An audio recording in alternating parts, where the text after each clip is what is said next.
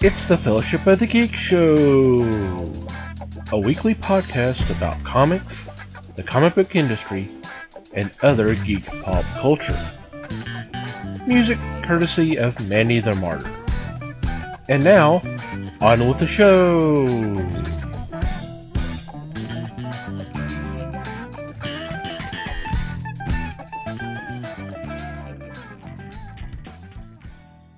Hey there, everybody. It's the Fellowship of the Geeks podcast. My name is Thomas Chick, and joining me for this episode is Mike Marlowe, Hey, gang. Les Webster, Hello, all. and Liz Newman. Hello, everybody. How are you guys doing? Great. Somewhat better than last week. Yeah, Had some illness Go ahead. going on, so Yeah, that's why we missed last week. yeah. So, hope everybody's doing okay out there. So, what's been going on in your corner of the galaxy? Oh man. I don't have a lot. We went on vacation for part of that time I was gone, right? Or have we already come back from that? No, that was then. Okay. Yeah. So we did the beach thing and baby's doing the school thing.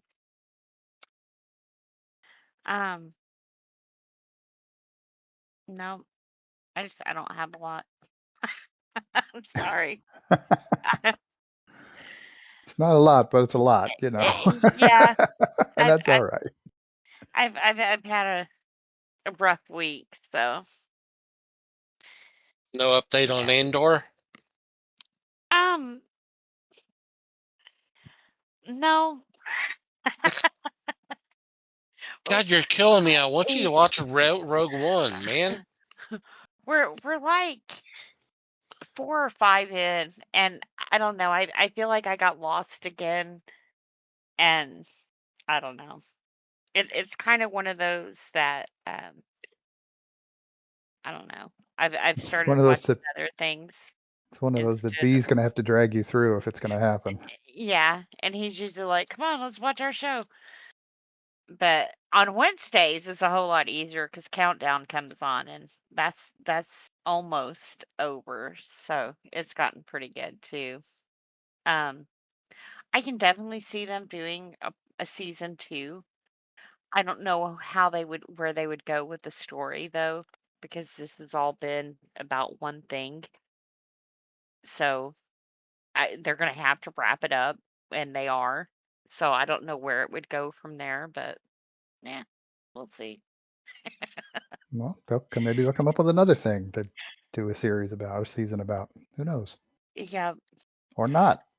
and although I don't think Countdown is getting very good reviews, um, I will say one of the things that I'm having a problem with is one of the guys that they're hunting down is I don't know, is it Bulgarian? Something like that. It's like Russian. He's like Bulgarian or something. So a lot of this stuff when they're talking, it's in captions, or you have to Mhm. read the captions. Right. Yeah. And it loses me. I mean, that's whenever I start getting lost, which is crazy because I watch TV with captions on. So it's not like I don't read whenever I watch TV, but I don't know. But for I some reason, feel, it's throwing you off this time. yeah, I feel like I've missed something because maybe not to mention when we watch our shows, we do it during dinner time. So I don't know if I was stuffing my face and missed some of the dialogue, or I don't know, maybe the dialogue wasn't there. Fetching another biscuit out of the kitchen. And it could be anything, you know. Something, yeah. And it's kind of weird because one of the guys, Eric Dane, who's on the show, I watched him for years on Grey's Anatomy. and he had like a horrible death on Grey's Anatomy.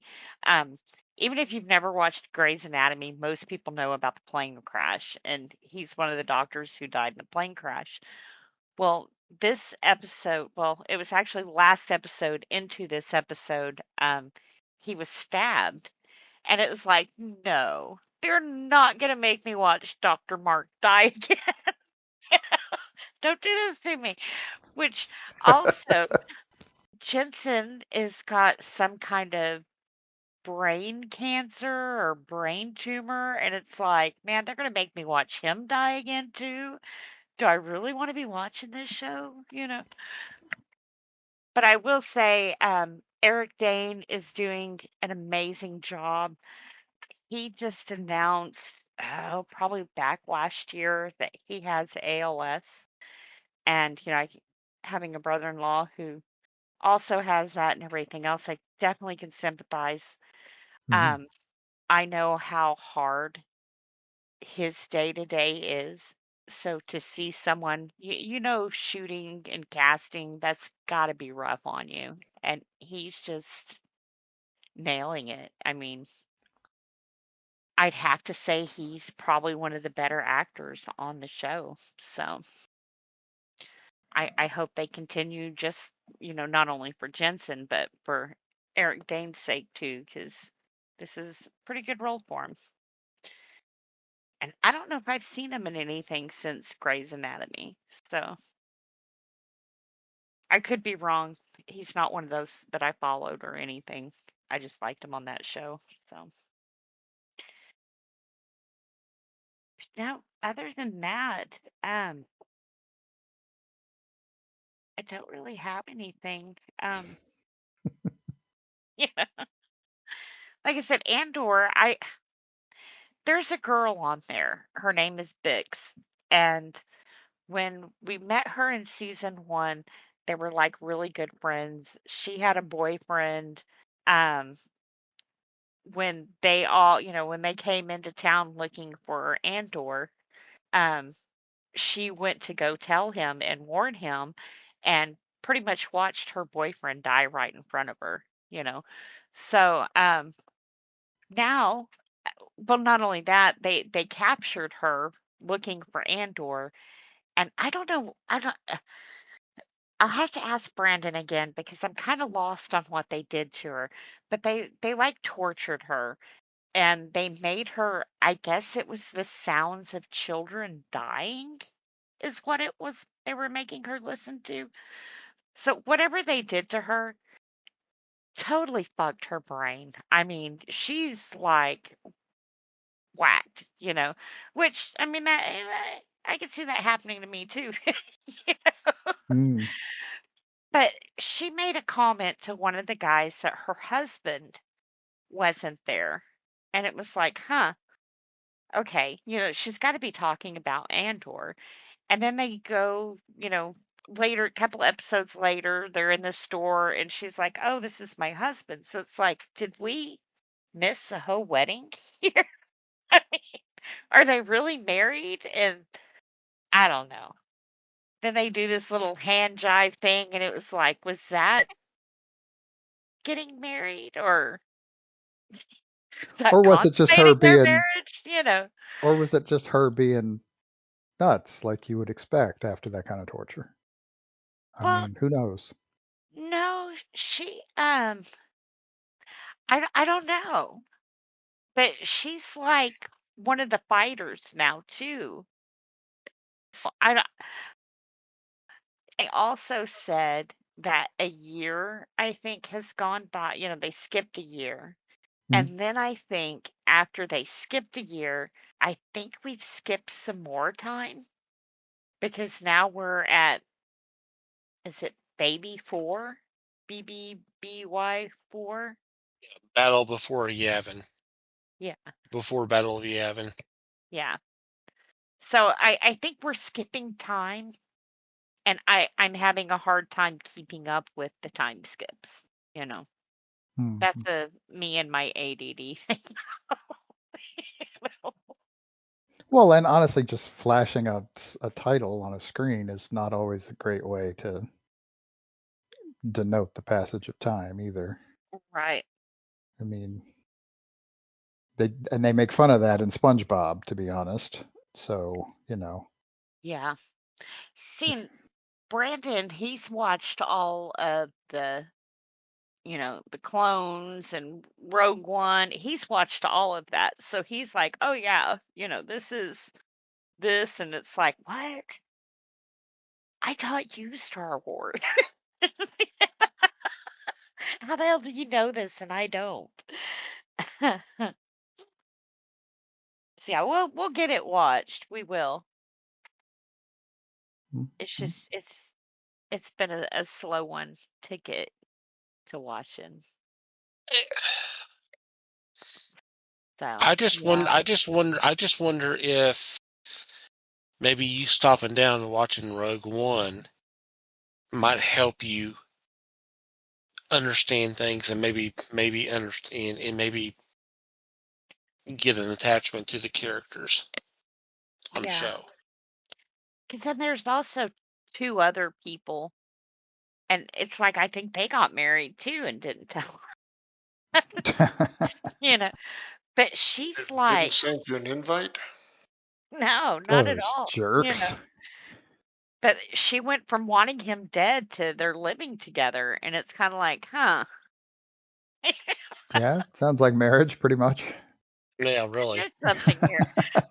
Why, I think he like saved her life or something, but she's like one of the main people in the Empire. Like when they all sit at the round table, she's like one of them sitting at the round table. But she's like ruthless. I forget her name, but absolutely ruthless. And the guy they paired her up with is kind of like a little spineless dude, So it's like interesting. I wonder which one wears the dress. Wow. Whoa. I mean, but that's the type major, she's very, very strong and he's very, very weak. So it's kind of a weird pairing to see them together. But she's after Andor too. But yeah. Okay, if I can interject something. Uh-huh. So what you're telling me, I have not been following the series, but what Hmm. you're telling me is Andor is a person instead of a place. Yes. Yes. Okay, thank you. But Andor is like his third name. Because every See, on the show, instead of calling him Andor, I think the only people who call him Andor is the Empire. Everybody else is calling him Cassian or yeah, Cassian or yeah. something like that. Hmm. I'm not sure. Even on that, I'm not sure why. How did Andor come to be? Why are they calling him Andor and Cassian? Why does he have two names? But it could be like Cassian's a last name or something too, because you know how they are back then. That's Mr. What in Collins. a in a galaxy far, far away? Uh-huh. Mm. Okay. See, and that was the question I had. Is this supposed to be the past or is this the future? It's the Yes. past. Okay. The Battle of Yavin Is episode 4. was episode 4, A New Hope. No, I Mhm. mean Star Wars in general. Oh, well, the thing always says a long time ago. I think Okay. it's not like our galaxy either. Yeah, It's because they're somewhere else, and they're time pretty is advanced. time doesn't really compare to ours. So don't get hung up on that part. Yeah, because it's So, pretty advanced for sure. right, sure. But yeah, other than that, I'm waiting for my shows to start. That should be pretty soon. I heard they Mm. had a lot of Fort Worth shut down for Landman. And they're like, yeah, I think last year it came out in November, and this year they're releasing the new season in December. And the director was like, I'm sorry about the delay. And it's like, are you kidding me? We're Amazon watchers. That's great. Right. It's only a year, dude. You're doing fine. We love you. Keep doing that. Jesus, we've been waiting 2 years for Rings of Power again already. Right? Well, that seems to be about the norm for Amazon is about 2 years, Mhm. And I have a couple of theories on that. I don't know if it really takes that long or if some of these shows are so bad that they kind of want to wane it out. Maybe you forget a little, and you'll come back and watch it again. So, but Kirkman has already said that he's going to try and get better with Invincible. Well, and I think I read something about the next Invincible season coming soon. Yeah. I don't remember dates, but I remember seeing it recently. So he is, I, the only thing I have to say is if we're gonna get the same quality, great. But if you're rushing and we're gonna get something bad, we don't want it. Make us wait. I don't Well, mind waiting if it's good, you know. But if it's crap because you rushed, you know, ask Marvel well, about I mean, that. right. Hopefully he's just got fewer irons in the fire at this point. Maybe that's what And we're gonna hope for. I think he does because a lot of his other projects have kind of wound down a little bit, you know. Hmm. Not so many spin-offs. Right. So I don't know. I just think they Yeah, need to don't. be a little quicker.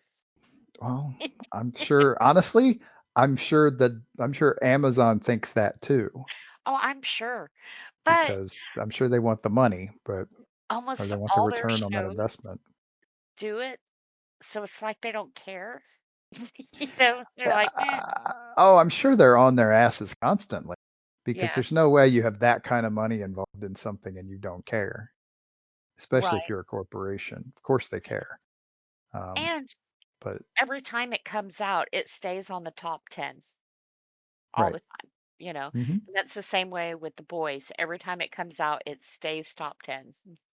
So it's like it seems like they would be like, "Hey, you know, why don't we get the stuff that's on top 10? Why don't we get them to move a little quicker and, Right. you The know, old classic, what do you need from us to make this happen faster type yeah." treatment instead of the just And everything I've harping. read, Amazon throws money at them. So it's not like they don't have enough money to do what they want. You know? Right. Uh, Sure. Rings of And Power, they were what, 5 seasons they said we were gonna get? It was either 5 or 7 it's that either they've 5 or 7. okayed. Yeah. Yeah. And they keep throwing money at it. So it's like, come on, what's the holdup? It's not money. Right. Money is not the problem here. Mm-mm. Whatever it is. And I mean, part of this is the whole shift in TV where the creators are in control now. And so the creators are taking longer to do stuff. Because to an extent, that theoretically makes it better. But I mean, obviously, that's not always true. And then B, you've also got fans like you who are waiting longer than they're comfortable with. Right. And the thing of it is, I'll wait. There's a lot of people who don't. You Right. know, you Hmm. you make them wait 2 years. I, Stranger Things for me. It, they waited between episode or season 1 and season 2, and so by the time season 2 came out, I completely forgot about it. So I don't know if maybe it just wasn't good enough to get my attention to make me want to see season 2, or if it just took too long and ADD kicked in. I don't go on Netflix very often. I just forgot about it. I keep, everybody's like, "Oh, it's so good," and flashback to the 80s and blah blah blah blah. Yeah, but now it's like there's a couple of seasons have gone by that I don't even want to go back and catch up, you know. So Mm, so sometimes you can throw me off with the time, you know. Other times, if it's good, I'll wait. But if it's not, I'm gone. You know, I pay for too many streaming services to wait, you know. right. There's plenty other options out there. Hmm. Plenty. Speaking of, while I was on vacation, PBS made an announcement that they will no longer be on the air come January. Hmm. That is Yep. insane. I grew up with PBS, you know. My kids grew up with PBS. I can't imagine one generation in my home that didn't watch Sesame Street, you know. Hmm. And that's just kind of sad, you know.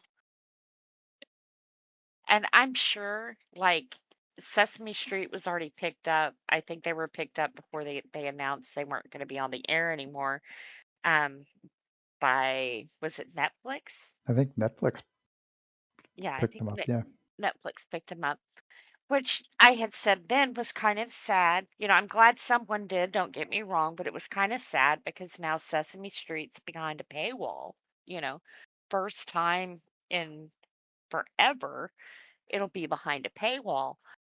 And the great thing about programming like that was it was free, so it reached kids of all, you know, what am I trying to In say here? all economic situations. Yes, you know, poor kids could learn the same things rich kids could. And Hmm. Big Bird and Elmo didn't care, you know. Well, they cared, but they didn't care what you had. So it's just kind of sad, you know. There's a lot of good morals and things to be learned from the programming that they do. So very sad. I hope something happens between now and January because I can't imagine kids losing that big of a chunk of educational programming, not just programming. I've been bitching about Disney and stuff. This is actually educational programming that we're losing. Hmm. But it just falls into now. How long have I been bitching about they keep cutting kids shows? You know, it it just keeps getting smaller and smaller and smaller, you know, to where now the the stuff that makes it on TV, I wouldn't let my kids watch it today. It's just so dumbed down and rude and I I don't know. It's it's just sad. Hopefully someone will come along and pick up the slack there, but all the big guys are dropping it, you know. Disney's cut Hmm. half their programming. Nickelodeon's cut a lot of theirs. Cartoon Network is gone. Boomerang is gone. What was the other one they just closed? Discovery. No, was it Discovery Kids? I think it was Discovery Kids is gone. Sprout TV is gone. Sprout So was PBS, so that's not surprising. yes, but it wasn't Paramount. It was another channel had picked Sprout up. Oh, had they? Um, Cool. mhm, Well, at least until they didn't. right. I forget what it was, but that channel, I mean, we watched it all the time. It Hmm. was kind of a weird channel because they had like little kid stuff in the mornings, and then in the afternoons they would play like kid baking shows and that kind of thing. And then at the end of the night they would play like big kid stuff. So it was kind of weird that they didn't just have like Disney Junior. It's one age group across the board. If you're Right. 5, you can turn it on and that's for you. That was kind of weird of catching the stuff that you wanted at that time, you know. Well, and I mean that's kind of how Nickelodeon started too. They Yes, would it was. tended towards the early morning tended to be the little kid stuff, and then it kind of grew up as the day went on, for lack Yeah. of a better way to describe it. Do you remember Um, Face for no, Nickelodeon? Face no. was the like little kids block of it. He would Oh, always okay. come in between the cartoons and stuff. Oh, I probably if you showed me a picture, oh yeah, that, but I probably just didn't know what it's called. Yeah, So yeah, he would I think I know what you're talking about. talk in between the shows and stuff. See, and Nickelodeon did it right. They split all that stuff up. Now they Hmm. have a Nick Jr., they have a Teen Nick, they have a Nick just plain Nickelodeon, and then they have another Nickelodeon channel which I watch all the time because 24/7 SpongeBob all the Wow, time. You know? that's crazy. So it's like, Yes. yes, I love it. Uh, Yep. 3 hours later, Right. So hopefully they Pretty don't get hourly rid of too. that. right? Oh, and also Monday, um, Disney Channel, Disney Junior actually did roll out a new cartoon, which I thought was pretty interesting. It's Iron Man, Iron Heart, Iron Hulk, and Iron Hulk has a dog named Iron Pup. It's pretty cute. What? Yep, pretty Hmm. cute. I I I I understand Ironheart and Iron Man, but I didn't understand the Iron Hulk. Just well, putting Hulk has to have iron armor on. I mean, he's got to protect himself, you know. got you. Yeah. So yeah. We've watched it a few times, you know, I'm but sorry. yeah, they Yeah, have it's I'm sure it's worth checking out. Gosh, yeah, give it a they chance. they had a it's Spidey and his Amazing Friends. And it's been on since I'm wanting to say maybe October, November of last year. And s- it's Peter Parker, Miles Morales, and Gwen Stacy. But I Oh, forget so how they. I think it's Spider-Man, Spidey, and Spider-Gwen. it's those amazing friends. Okay. Yeah, it's but it's the Iron Man one is the same style. It's probably the same people doing it, and Sure. I guess they figured since they did so well with Spider-Man, they'll try it with Iron Man, which we'll Hmm. see. Because um I forget who it was. It was on Cartoon Network. I think it is Warner Brothers, but they did Batwheels, and that didn't last too long over there. So, huh? Well, it sounded like Cartoon Network didn't last too long over there either. But Uh-uh. anyway, Well, see, Cartoon Network is still on the air though. Um, I quit watching Cartoon Network though because it seems like they're either The World of Gumball or Adult Swim, and ever since they got rid of the guy on Rick and Morty, I don't really care for that anymore, and that's half of what Adult Swim is. mm, You know, that I it believe. yeah.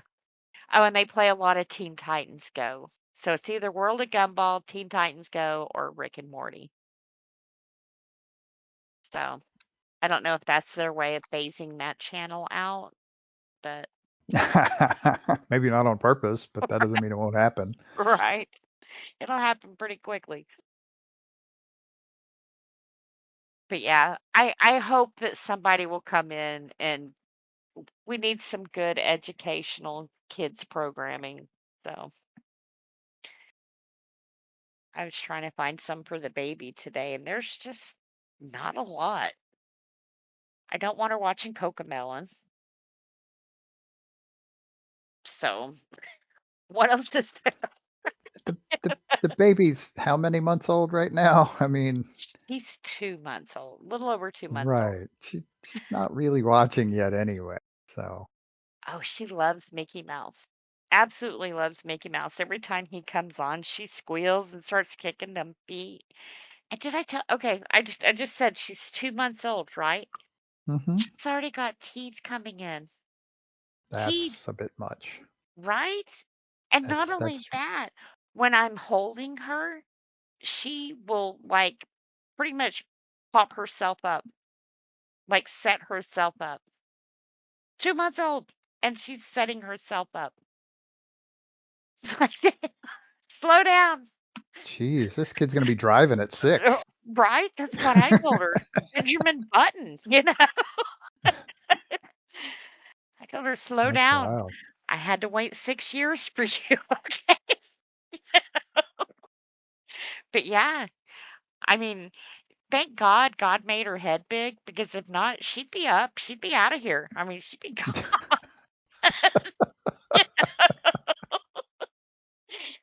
But right now, she can't hold that head up for very long, you know?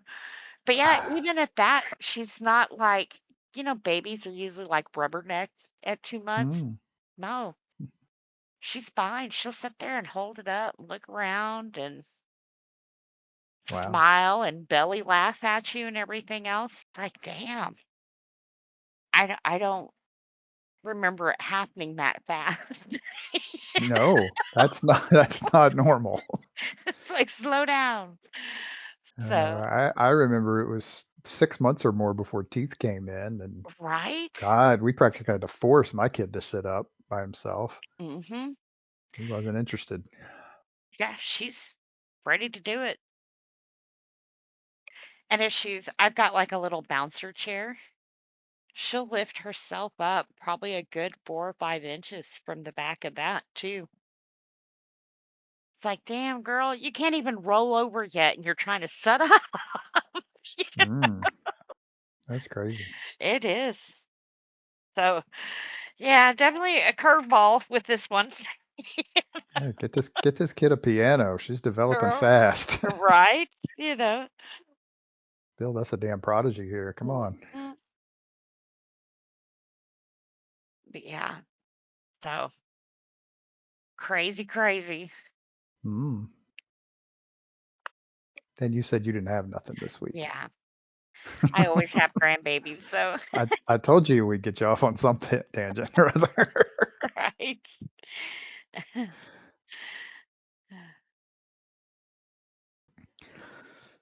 All right, I'm going to follow my own segue. hmm um, so I watched a movie because I'm boring and that's what I do. I don't have all this other stimulation in my life. I don't pay attention to news and I don't have a grandkid, so You need I some just grandbabies. I just watch a movie. Nah, I'm good for the You're moment. like, not right now. I can wait. Let's get through college first, please. Right. Um, but I went ahead and threw down the next installment in the Matt Helm series, The Ambushers from 1967. Hmm. The third Matt Helm movie starring Dean Martin. Um, and this one, okay, so I didn't look this up until afterwards, but I'm going to go ahead and throw it out here now. When I looked this movie up, um, the general review consensus is that this is the worst of the four. Hmm. Um, and I can sort of see that to an extent. I mean, without having seen the fourth one yet. This is definitely the least interesting of the three so far. Um, that said, it's not bad. It's still entertaining. It's a little less organized. I think the script was a little. I think the story is a little less. It's a little more all over the place. It's kind of there's not necessarily a great plot to it. Um, so in a sense, it's kind of I mean, to compare it to a Bond movie, I mean, I'd almost compare it to On Her Majesty's Secret Service, um, in that there's a bunch of stuff happening, but very little of it has anything to do with any kind of plot. And there's probably gonna be Bond fans that hate me for saying that about that movie specifically, but that's always the thing that has stood out to me. It wasn't George Lazenby. He did fine, in my opinion. It was the script that was the problem in that movie, not George Lazenby.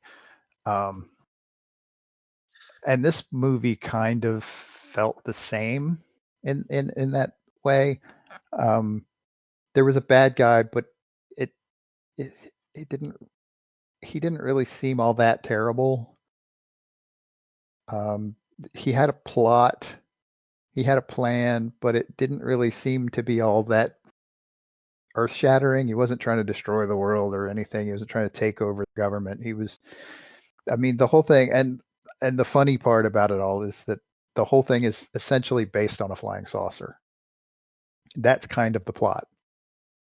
Um, the bad guy, and the other thing is that the bad guy isn't a member of Big O, who's the usual bad guy organization, the Spectre, if you will, of the Matt Helm movies. This guy wasn't that. They're there. I mean, one of the people angling to steal the flying saucer is from Big O, but they're trying to steal it from this other guy who's just sort of out there being a generic Bond type villain on his own, which is what you get a lot of in the later Bond films. Um, I mean, you stopped having Spectre at some point in the Bond films, and this is kind of that same idea. I mean, and that this is 67. That was the year You Only Live Twice came out. I mean, they were still riding the Blofeld wave at that point, but it wasn't all that organized. There wasn't if Spectre was mentioned, it was just mentioned and it wasn't really part of the deal anymore. And that's kind of the feel you get with this. And it didn't help that there weren't really any like stars other than Dean Martin in this movie. Um, I mean, the ladies were nice. The ladies were pretty. The ladies were even vaguely interesting at times, but they weren't like super well known. They weren't like huge stars. They weren't Anne Margaret, you know, because Anne Margaret was in the second one. Um, they weren't stars on that level. They were good. They did a good job. They did what they needed to do, but they weren't recognizable necessarily 50 years on or um, and all that. And I'm saying all of that, and I'm also saying that it really wasn't a bad movie. It was still vaguely entertaining. It was still, and if anything, there might have even been more actual like action in it. Um, Definitely less like spying. I mean, these kinds of movies they call them spy movies, but they're really like these are like the worst types of spies. The best spies, you never see them in real life. Yeah. These movies are not that at all. These are basically just action vehicles, and that's fine. That's great. I mean, I like them. Don't get me wrong. Um, this one was kind of a meh addition to that genre, though. It wasn't good. It wasn't bad. It just sort of was. I mean, I don't regret watching it. I'm still going to watch the fourth one.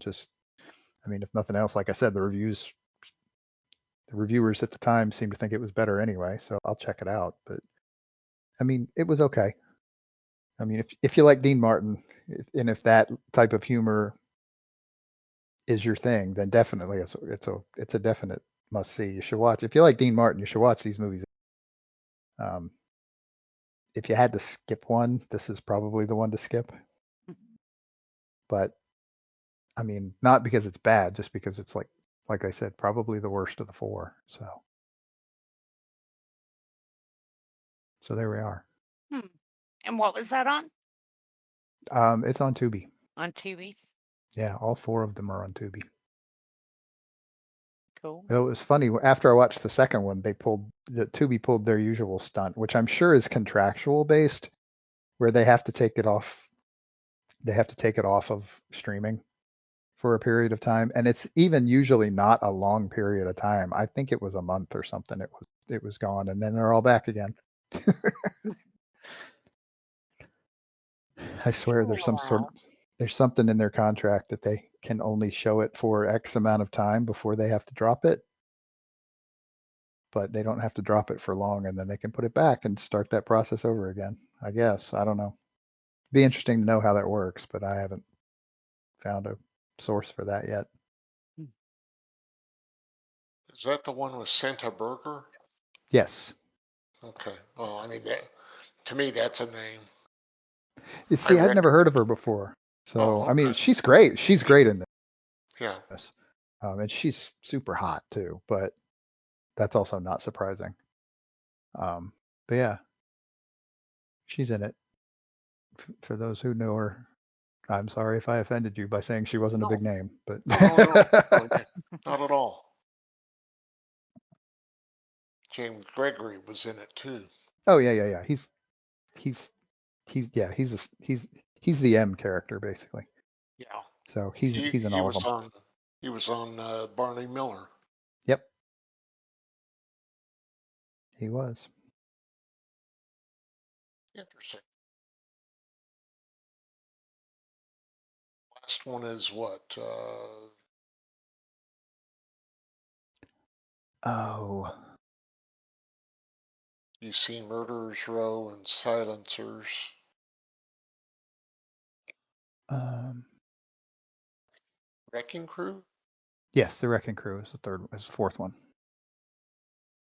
Yep, I will Yeah, get to that soon.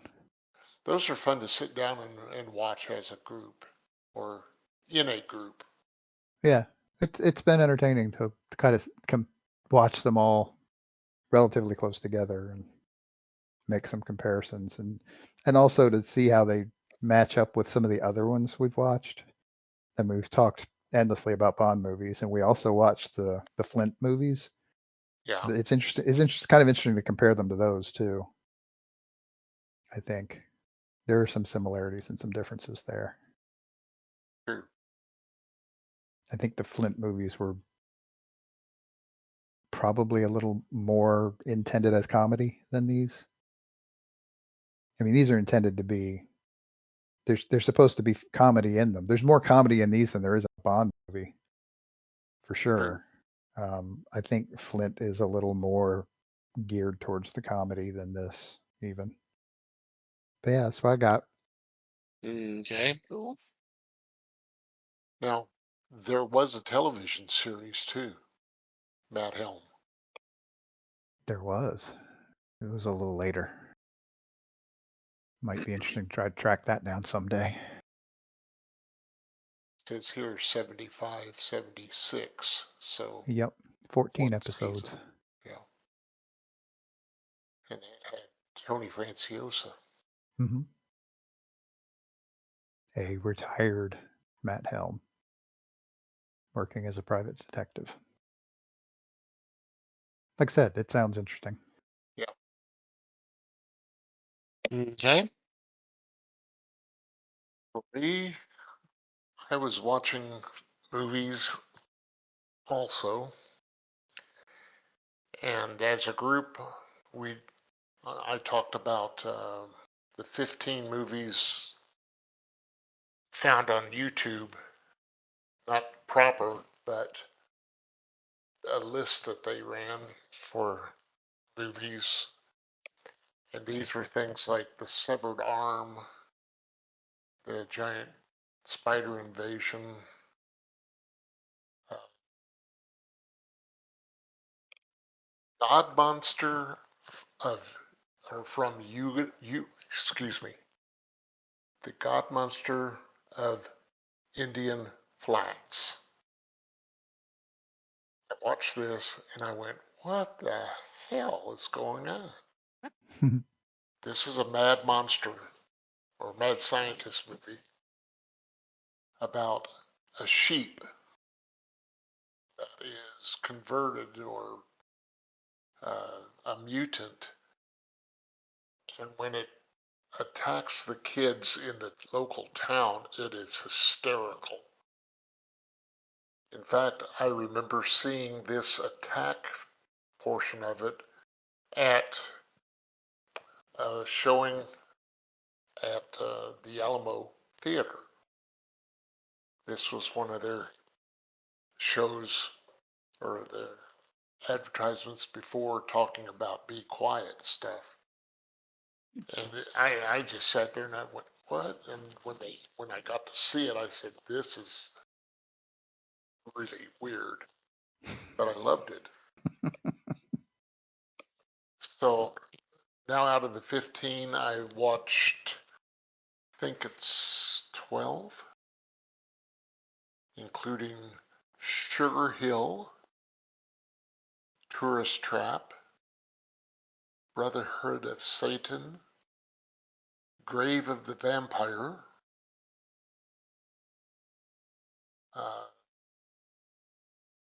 The Manitou, The Incredible Melting Man, and I want to say Blood and Lace.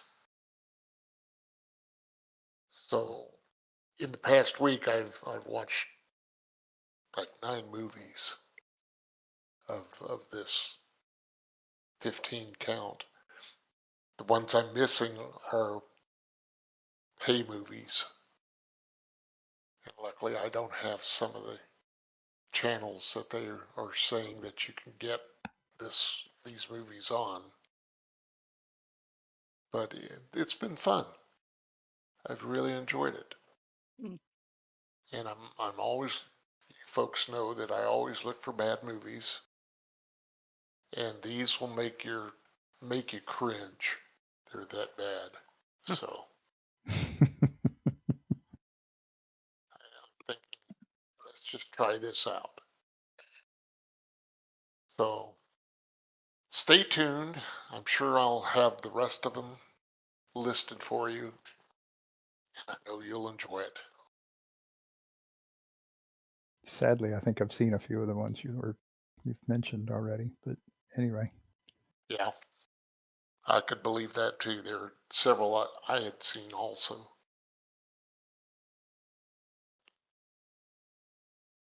cool. Alrighty, for me,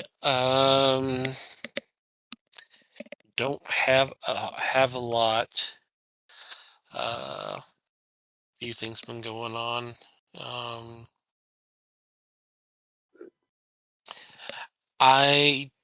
I'll say this. I seem to be kind of phasing away from the dash cam and body cam videos. It's to the point where they're not interesting anymore. It's just They're more painful than entertaining now. well, I mean, with the dash cams, it's just scary and idiotic. But the body cams, oh God, I'm just tired of. Well, I'm not resisting. Yeah, you're pulling away. You're resisting. And oh, I know my rights and da da da. It's just all that. It's just annoying. So, if anything, I've kind of started kind of watching scare prank videos. Those have been kind of fun and has got me to laugh out pretty good. So those, and then I've been watching some reaction videos, which boy, with the new movie out, some have gone back to watch the original Superman films, and God, watching them react to it is kind of brought some tears to my eye. They fell in love with those movies, which was kind of cool to see. Yeah, they definitely fell in love with Christopher Reeve. So that was nice to see. Mhm.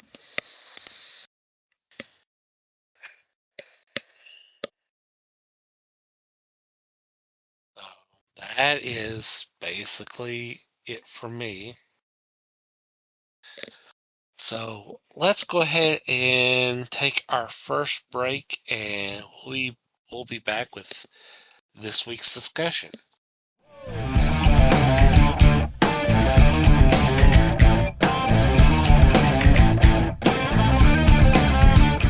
Welcome back. This should be kind of an interesting little discussion here. This week we are going to be talking about the original Super Team, the father of all superhero teams, who's celebrating their 85th anniversary. If I'm not mistaken, 85, yeah. 1940. 1940. Justice Society of America. Yay. Yay! Yay! Huzzah.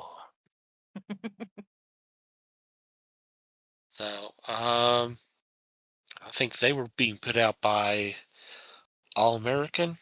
I mean, it was all part of DC and National, if I'm, yeah, but I think it was All All-Star American. Comics. Yeah. So, All-Star Comics #3.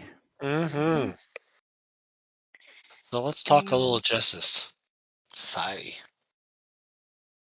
first team original members, they said, was Dr. Fate, Hourman, the Spectre, Sandman, Atom, the Flash, Green Lantern, and Hawkman.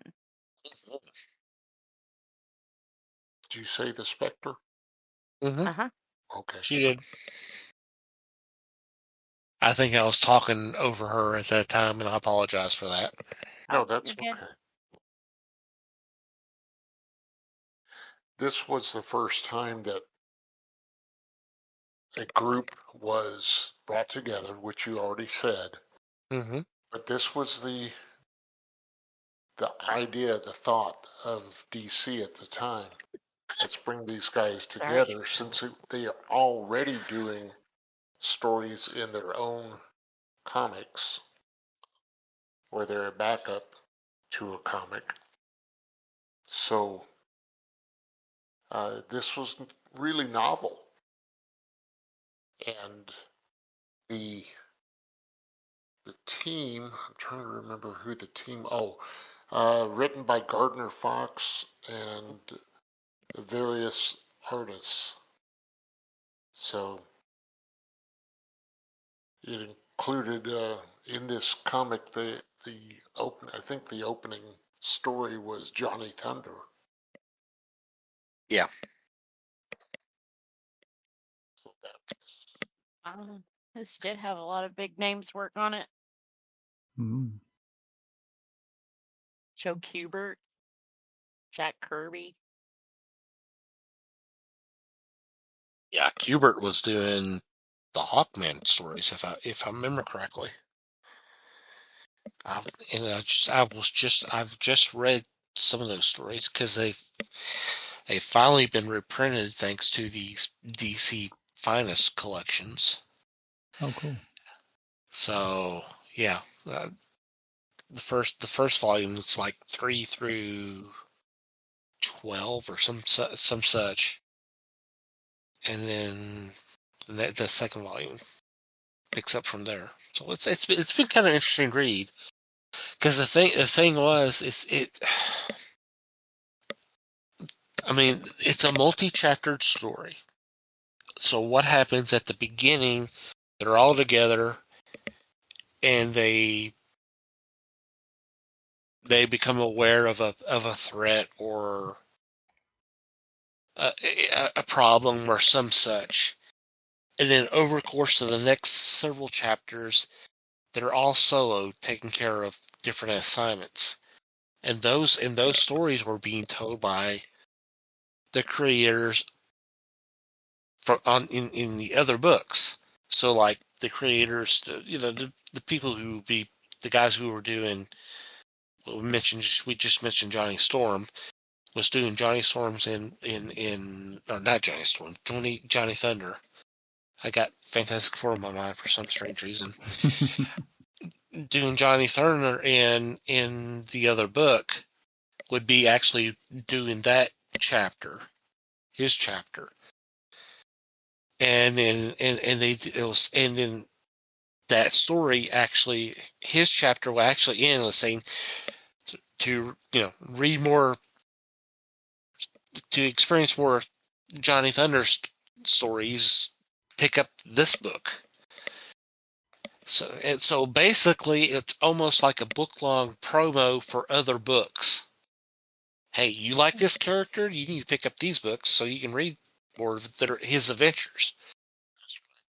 Yeah, they figured out that marketing ploy pretty damn early in the process here, didn't they? Yeah. And then the final chapter would be all of them get back together with the conflict resolution. And that's it's literally what it is every issue. So they never really work as a team, except for maybe at the end of the story. Right. For several pages at the end of one book, right? Right. It's kind of interesting because that's not something that's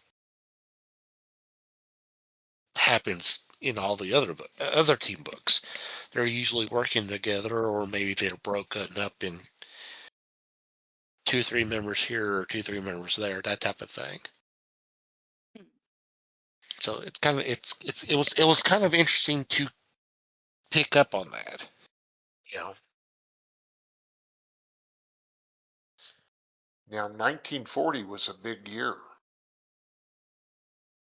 In 1940, I'm looking at this listing by DC. That was the first issue of Flash. That was the first appearance of Robin. Hmm? That was the introduction of Spectre. The first issue of Batman comics. Hmm? That was All-Star Comics, Superman, not the original story of Superman, but it was a major. That was also the first appearance of Clayface in June. Hmm? So there's a lot of stuff that came out then. Well, you mentioned Batman #1. Catwoman first appeared there in that issue book too. Yeah, didn't Hugo Strange also appear then? I don't remember if it was that issue, but it was not too long after that, if not. And you mentioned Flash Comics. The Hawkman first appeared in Flash that same issue. So Kind they're of basically reminds. building almost a huge chunk of their superhero roster all in that one year. That's crazy. Mm-hmm. Kind of reminds me of Marvel Comics #1 in '39. It had Namor. Namor's on the cover. So that's the first appearance, but also the android Human Torch was in that book too. Hmm. So that's kind of crazy. So maybe this whole thing was a bit of a reaction then, huh? It could have been. It could have been. Who Ah, knows? Who knows? interesting theory.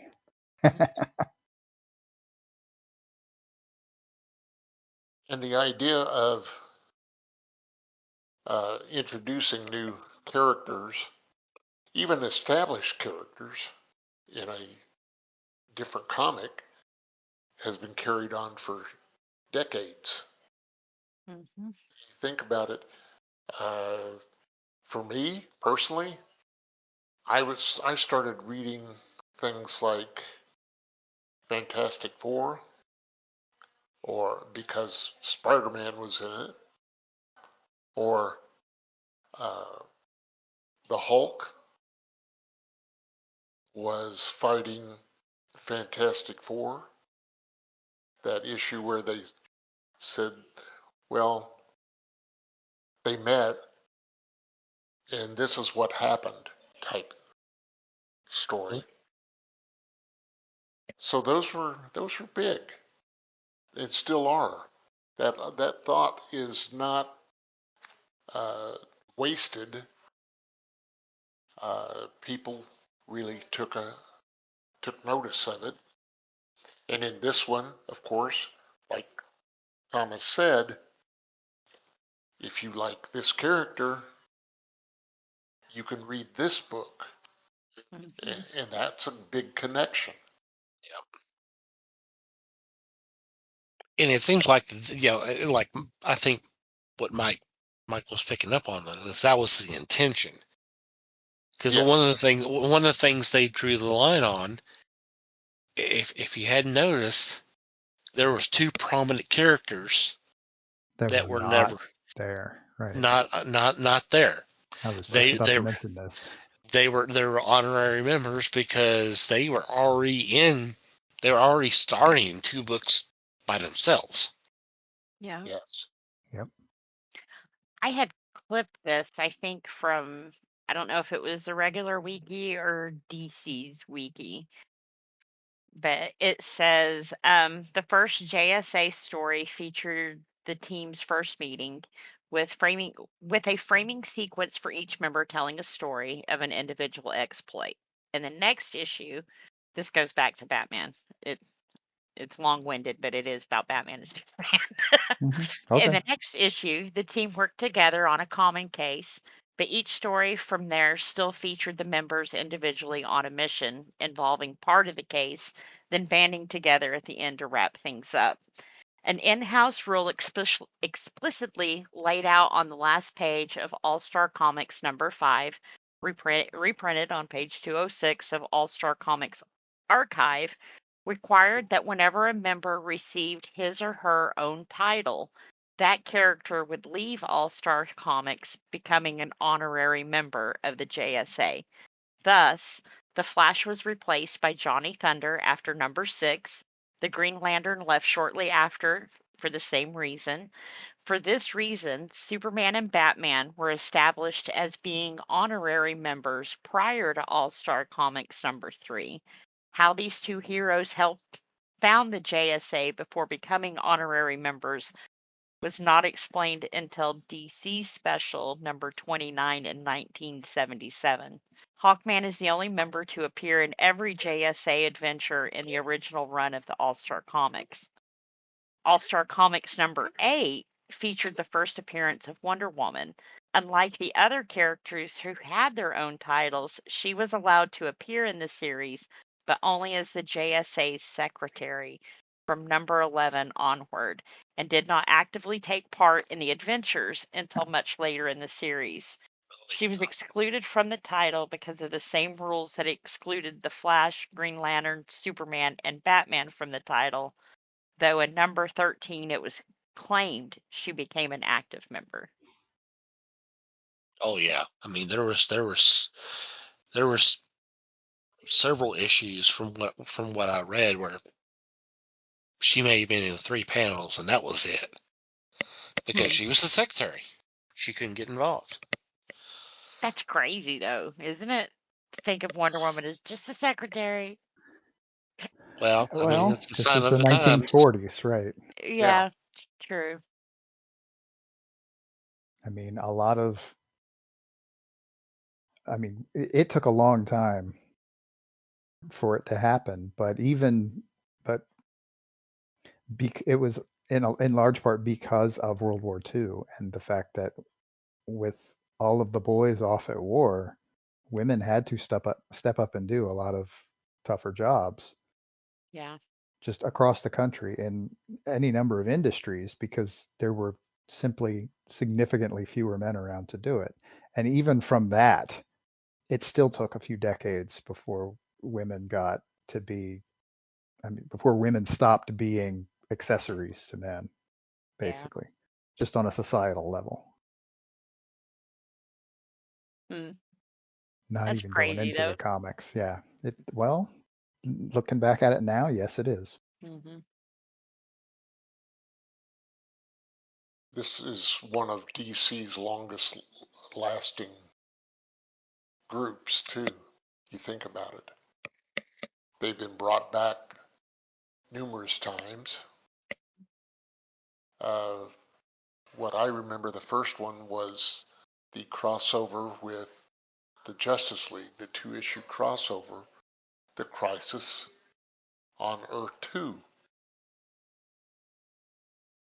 It was a 2-issue story that had the Justice League almost transpose themselves as the Justice Society did, transpose on different or different dimensions, different Earths. So the Justice Society was fighting Justice League villains and vice versa. So to me, that was a big turning point in the whole system. All of a sudden, you had this idea of multiple Earths. Well, and that was also written by Gardner Fox, who had kind of started that with the Flash. Yes. That infamous cover. Mm-hmm. Yep. If there's one person to blame for the multiverse, it's Gardner Fox.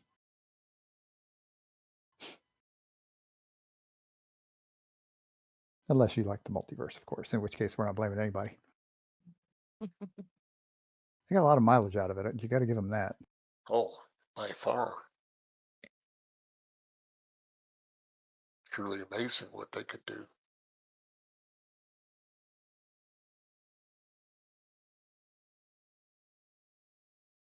Yeah, and I found it almost funny.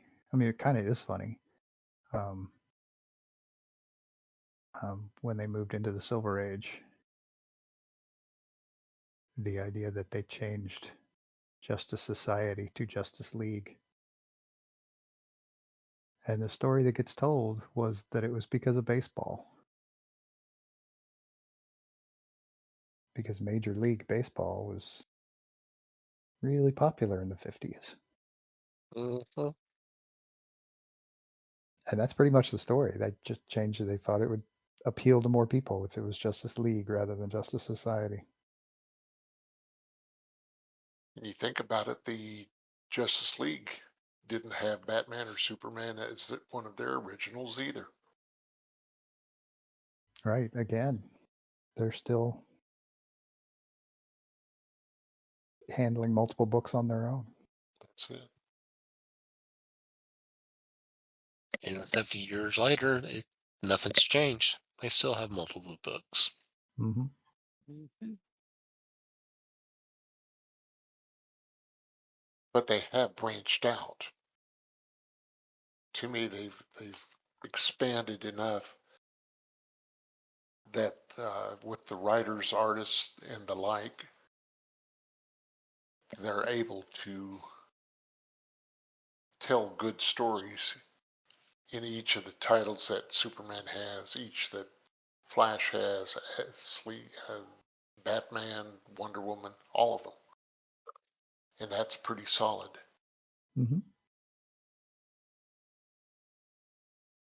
Let me ask you this, Les.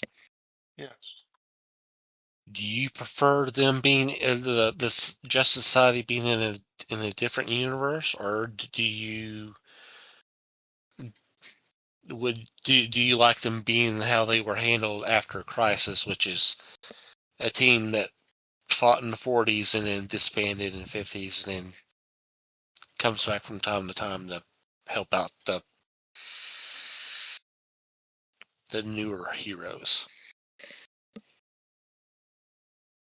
I kind of like the idea of them disbanding, and that was kind of laid out in that infamous Flash episode. when Jay Garrick was saying, well, I'm retired, so I don't know what you're talking about. When Barry was saying, well, I knew who you were. You're Jay Garrick. You're the Flash. And of course, this took Garrick by surprise, even his wife by surprise, that anyone had an idea of who he was at one time. Personally, I like the way they handled it. I prefer two different Earths, and I have no problem with that. I mean, Marvel has done it already, giving you Earth 1 and Earth 576 or something like that, whatever it is. 616 is Marvel's universe. Okay, but the Fantastic Four movie is on, I think, on Earth 828. 828. Mm-hmm. Yeah. And there's a significance to that number. And I can understand that. Do you know what that number refers to? Not really. It's Jack Kirby's birthday, August 28th. Aw. Kind of a nice little tribute. Yeah, that's true. So you like them being on Earth 2 at a further back in time? Because it was like in the 40s when Earth 1 was in the 70s, and then Yeah, when 50, that type of thing. Yeah. yeah, to me that made more sense. Like I said, in the Flash was a 121 or something that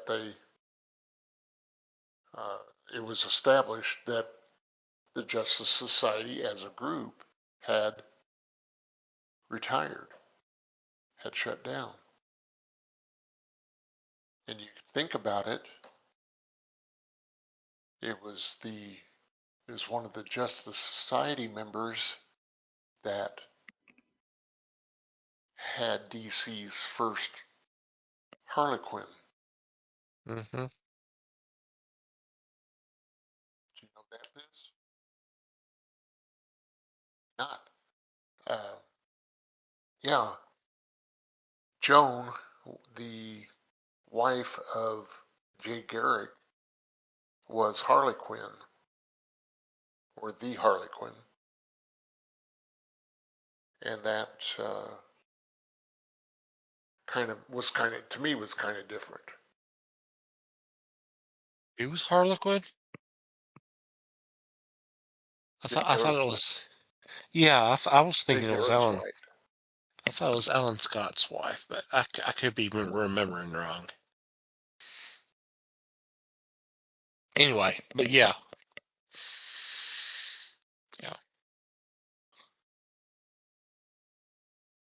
Of course, that's back when well, I mean, he could have married anybody. Never mind. Don't Well, overthink it, man. well, the thing is now that Alan Scott is now known as gay. They're like, well, he still could have married a woman, but Right. Happens all the time, even now. yep. Mm-hmm. But yeah, I was reading about this. I mean, I am not nearly as familiar with the Justice Society as I should be, but I was reading that that later on they gave the reason why the team disbanded and retired was related to the House Un-American Activities Committee and how they retired as a way of refusing to testify because to testify they would have had to take their masks off and Oh given the yeah, real that's names. right. That's right. I had forgotten about that. a series, wasn't it? In the 80s or 90s? Yeah, it was late. Yeah, it was in like it was later on when they talked about that. Something like that, yeah. I had totally forgot about that. Tapping back into history a little bit for it. Mm-hmm. At least they had no snapper car.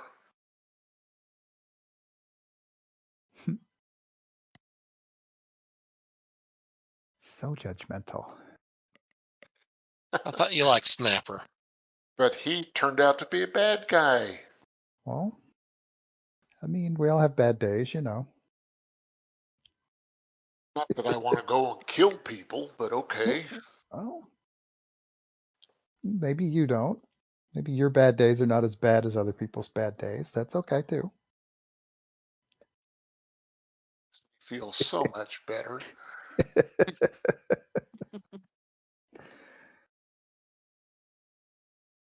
Yep, and they definitely seem to keep popping up every now and then. Yeah. There's still a pretty big fandom for these guys, which is cool. Mm-hmm. Yeah, they were even on TV at one time. They were on a couple of episodes of, what was it, Star Spangled Girl or something like that?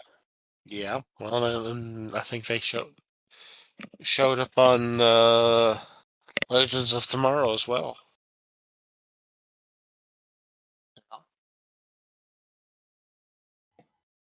And of course, a couple of them showed up on the Black Adam movie. That's true. I've made comments in the past about me reading Reddit, and I still see a lot of people hoping that James Gunn would bring Pierce Brosnan back to play Dr. Fate. I'm like, yeah, I'm with you. After the horrible fate he had in Shazam, yeah, or Black Adam. Black Adam.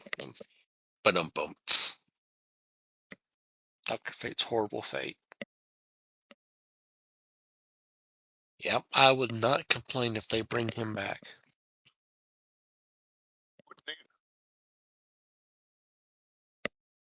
But I would like to see more of the characters. I would love to see Our Man. That to me was one of the best. He and the Sandman. When the Sandman series came out, the one by, Yeah. there was a second series of Sandman that came out about the same time. Yeah. That's the one I locked on to. The Sandman Mystery Theater or something like that. Yeah. Yes. I like that. I thought that was very, very good. We're not talking Gaiman's Sandman? When Gaiman's came out, yeah, The Sandman Mystery Theater came out about the same time. Okay. These guys brought that out. Kind of no relation, I think, but no. Yeah.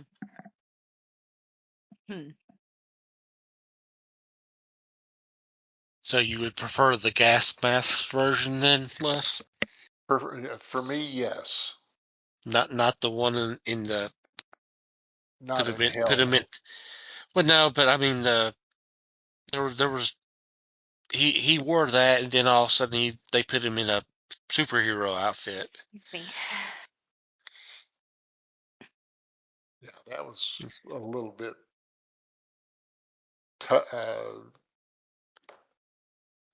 trying to find or give him a place, and to me, it just didn't work.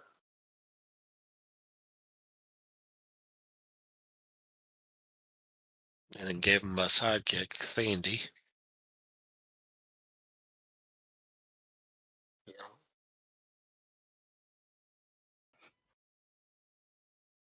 A little on the nose, I know. A bit.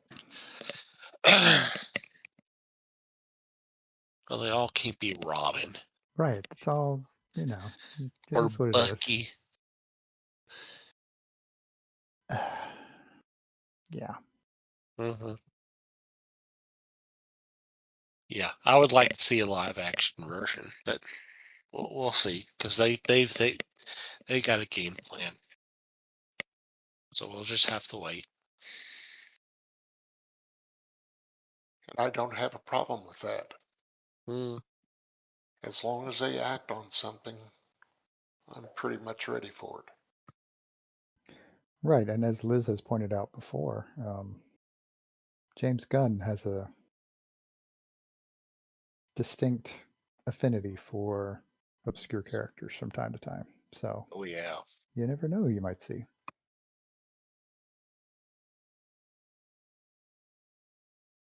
All right. Any final thoughts before we wrap things up?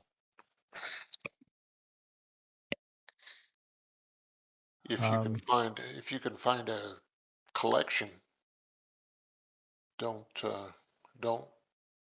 waste your time, or not your time. Don't waste The opportunity. the opportunity. Thank you, which makes a lot more sense. No, don't waste our time. Don't come. No, don't do that. No, it's good stuff. It's good stuff, and there's a bunch of it because, like we Yep. said before, 85 years. Yep. Lots of Well, fun stuff to get into. like I said, DC Finest has the early stuff. All that just came out within the last year. So let me see if I can pull up those titles real quick. I should have already done that. Okay, the first one is For America and Democracy. And hang on a second, get the. That's not going to tell me the page that. It's not going to tell me all the books it covers. And the other one is The Plunder of the Psycho Pirate, which collects All-Star Comics 13 through 24. So the first volume is 3 through 12. Cool. Hit your local comic shop up for it, folks. Mm-hmm. Alrighty. On that note, we're going to take a quick break and come back with Geek News for you.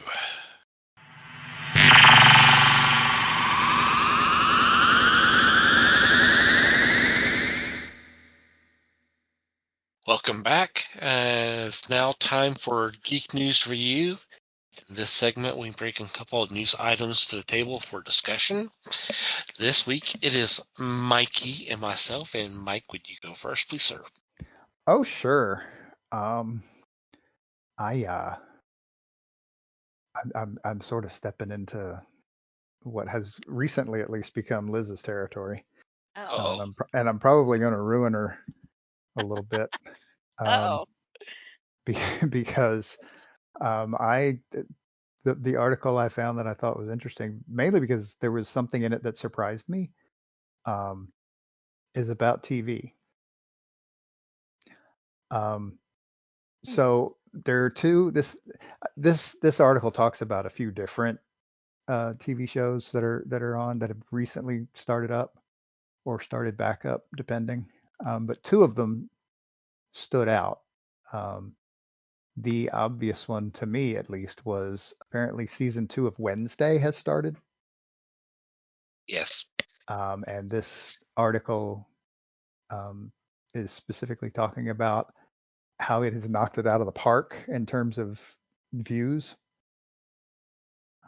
including like the first season of Wednesday is practically ranking in Netflix's rankings because people are going back to rewatch it after seeing this stuff. That's a good So sign. it is a good sign. Sounds like it might actually be worth checking out if you're into that sort of thing. And I did not watch season 1, but I have seen some clips of it, and honestly, it looks kind of interesting to me even. I So maybe haven't sometime. seen it yet, surprisingly. That does surprise me.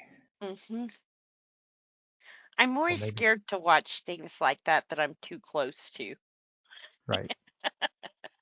And Burton and Adam's Family, it's like, yeah, let's not ruin either one of those. Maybe, yeah. I mean, it's okay to be cautious, but I mean, from what I'm hearing, it might be worth checking out too. Yeah.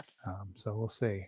The one that did surprise me, apparently on Hulu and Disney Plus, um, we have gotten a new season of a show that hasn't had a new season in 15 years. Um, King of the Hill appears to be back. Oh, yeah. Um, It premiered, what, last week? yeah, it dropped, yeah, a week ago. Mhm. And it debuted at #1 on top shows list. Wow. So possibly also worth checking out, especially if you were a fan before. Yeah. Yeah, so we still watch it on Hulu, the reruns. Well, apparently now you can watch new episodes. Who would have thought that? That's pretty cool. Yeah, it is kind of cool. You know, it's strange because Brittany Murphy's gone, Tom Petty's gone, um, the guy who did John Redcorn is gone, and I believe the guy who did Khan is gone. And I haven't seen it, but they said when they talked to the guy who, doing the reboot and stuff, he said he was real careful on how he handled that. So I'm curious. I'm wanting to say that John Redcorn did all of his stuff before he passed. So Oh, so he was recent. That's right. I remember seeing that recently. That's right. he Yeah. got into a That he, feud with his neighbor and got shot. But I believe he was done doing all of his voice work. So I think he will be in the first season. So it'll be curious about the second season for sure. Because hmm, number one, I'm sure it's going to get a season 2 then, huh? seems likely, doesn't it? Yep. Hmm. But yeah, some Also interesting things coming happening. out. Also coming out is the new season for uh, John Cena's new or series, Peacemaker? Peacemaker. Yes. Oh, Ooh, cool. thank you for reminding me. I forgot about that one. Yeah, the 21st, if I'm not mistaken. Yep, thereabouts. Yeah. I enjoy that one. I didn't really care for John Cena until my sister had made that comment about him when she was sick. And it was like, John Cena? Really? I hadn't really watched any of his stuff. So He's done some good action movies. He's done a lot of comedy too. I love his comedy stuff. Me and Phil have watched a lot of his comedy stuff. But yeah, I like him. I said I probably wouldn't have if she wouldn't have said his name. I still think she was trying to say Jensen instead of John Cena. It was Uh-huh. Jensen. Whatever. Wow. Yeah, you wish. I Let's know that's what she was saying. Hmm. let's readjust that picture, right?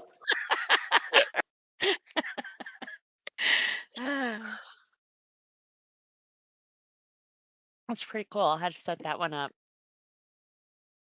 Yep. HBO Max coming, or Max, whatever you want to call it. Whatever they're calling it today, right? Yeah, Axe. they're so Max. handy with the names. I guess you guys heard they announced that when Warner Brothers and Discovery split, they'll be known as Warner Brothers and Discovery. It's like, ooh, who came up with that? Marketing Wow. genius. How much money did they spend on marketing for that Yeah, decision? just Go back to the way y'all were. Ooh, edgy. Hmm. I never would have And thought of it. it depends who gets what money for that too. True. Mm. Sure, that's why they split again. I don't know. I think Warner Brothers is kind of coming out ahead on that deal. Discovery Channel, they shut a lot of their channels down, in order to do their merger. And now they're unmerging. It's like, wow, you lost a lot of your channels already. Well, maybe they'll start them back up now. Good luck. I hope so, because one of them was a kids channel. You Right. know, I think Warner Brothers hates kids now.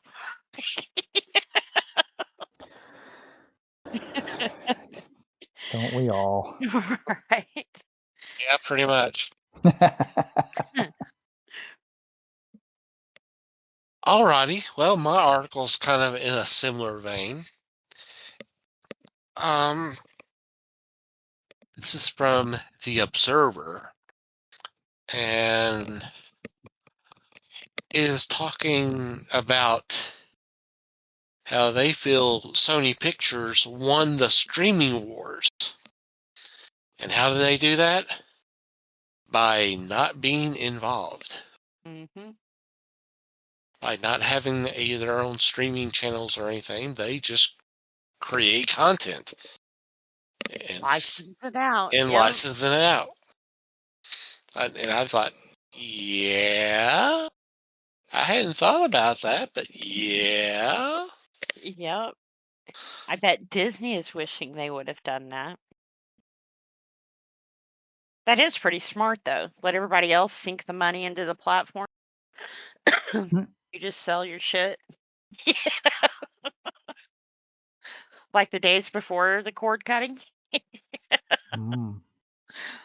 There's just so many services out there. Mm-hmm. And there, you talk about Hulu, but which is owned by Disney, but Disney has Disney Plus as well.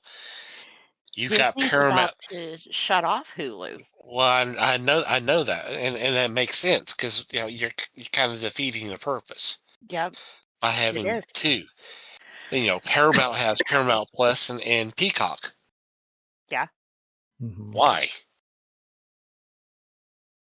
Well, One seems to be more kid friendly, and the other seems to be more drama friendly. So I think they're keeping it separated like that Well, to, and I think they you know, started them with Peacock being aimed more towards TV and Paramount Plus being aimed more towards movies. But I think they've probably diversified them both in hmm toward each other, and so yeah, there probably is just no point now. yeah, Yep, because you're doubled expenses. Yeah. yep. But if Spe- someone asked me for the have to have in streaming, Paramount would be on my list for sure. They always have really good stuff, as far as kids and with the new original content. I think most of Taylor Sheridan's stuff is over there on Paramount. So definitely in my top 5. Well, I mean, they've been taking some hits here recently with everything that's been going on with the merger of Skydance Mm. and the whole thing with Colbert and all that. So they've been suffering a little bit, but Yeah, see, I didn't really watch him, so I didn't get involved in that. I didn't get it. But no, usually, I think the last thing I watched over there was Mayors, which I think is coming back for a new season also. alrighty. Any special shout outs or mentions this week? No, not me. No. Nothing here. Okay, we'll go ahead and move on to our regular shout outs. I want to thank Pop Ghost Culture for allowing us to be part of a great little podcast network. Recommend that you check them out. There'll be a link in the show notes. We'll also want you to check out the fine men and women Please spread the word of the Fellowship on Twitter, better known as Pattern Family. Best way to do that is do a search, hashtag Pattern Family. Scroll through the listing and whatever catches your eye, by all means, click on that link, and hope you have a great time listening to them. I want to thank Manny the Martyr for supplying music to the podcast. There will be a link in the show notes where you can check out some of their other pieces of music. And, of course, you. Thank you for downloading and listening to today's episode. We value your feedback. There are several ways you can reach out to us. Our email address is email@thefellowshipofthegeek.net, or you can go to the website, go to the About Us page, and there's a contact form you can fill out. We do have a Discord that's free to join. We do have an invite on our homepage. Discord is free to sign up. The apps are free in the app stores. We post a lot of news items, stuff for discussion, stuff to laugh at, trailers, stuff to listen to. We'll have fun activities on there, so if you want to come hang out with us, by all means, do so today. Social media, we're on Facebook, The Fellowship of the Geeks. On Instagram, Twitter, and Bluesky, we're at Fellowship Geeks. Personal Twitter accounts, Mike can be found at Mikey Geek. Liz can be found at LN_Geek. Les may or may not be found at Fake Les Webster. And I can be found at Tom TC Geek. And from wherever you download our episodes, if you'd be so kind enough as to rate and review the show, it would be greatly appreciated. Anything else before we say goodbye? Just thanks, everybody. Thanks, everybody. Appreciate you listening. Thanks for listening, everybody. We appreciate the support as always. Until next time, geek on, my friends.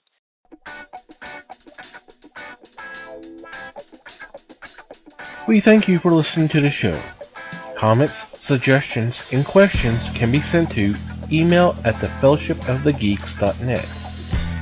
You can follow us on Facebook at The Fellowship of the Geeks and on Twitter at Fellowship Geeks.